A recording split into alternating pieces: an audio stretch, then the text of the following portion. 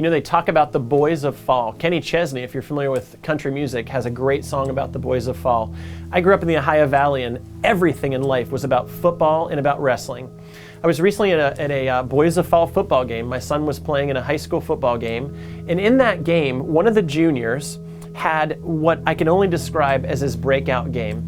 The kid had at least 3 or 4 runs that were 50, 60, 70 yards apiece, had over 300 or 400 yards that game, and was just literally, as most people call it, in the zone. We call it getting into the peak performance state. It's not done by accident, and it's not a mistake. It's done by investing years and years of effort into practice. And in that moment, when everything comes together in just the right way, you get into the zone. You're not thinking, you're not analyzing, you're simply doing. You're doing because you've put yourself in a position for years to be able to do. And when the time comes, you stop thinking and you just execute. Perfect execution, being in the zone, required years of perfect practice.